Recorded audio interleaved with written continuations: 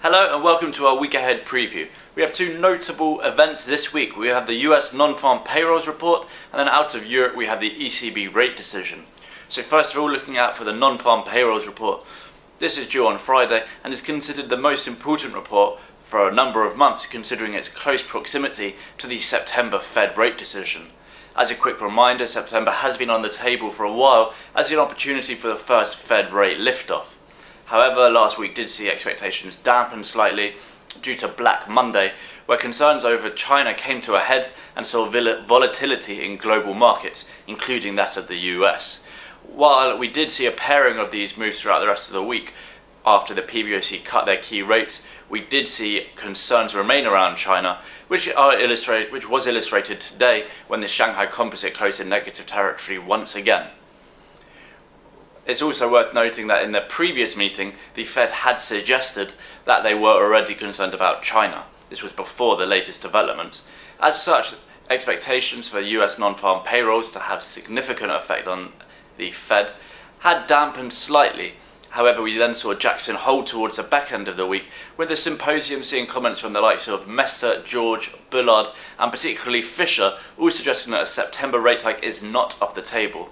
As such, the latest CME FedWatch came in expecting a 27.9% chance of a rate liftoff in September. However, a positive non-farm payrolls report beating expectations could change this and raise expectations even further. With this in mind, it is worth remembering what happened last month, with the number coming in at 215,000. While this was lower than expected, it was better than the 200,000 threshold, which is considered important to some. With this in mind, we will also be looking out for the expected this month, which is 220,000, as well as the benchmark 200,000. Separately, you have the ECB rate decision this week, and while little is expected in terms of a rate change, there is suggestion that a change in rhetoric could be seen, with some even suggesting that there's a chance of an extension of the QE program in the long term, as opposed in terms of both their longevity and the size of the program.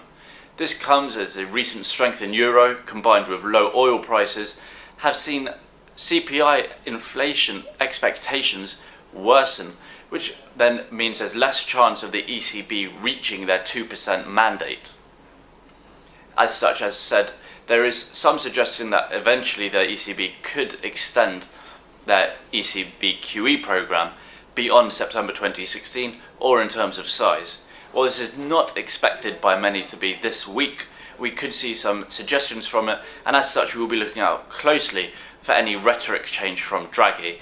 Both analysts and Barclays note that this would be a vague suggestion, however anything may be taken as an indication to the market.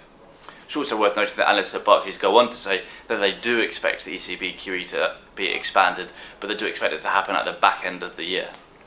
So once again, just to go over, you've got the US non-farm payrolls out on Friday. That's expected at 220,000, and you also have the ECB rate decision on Thursday. That's all from me. I hope you have a great trading week.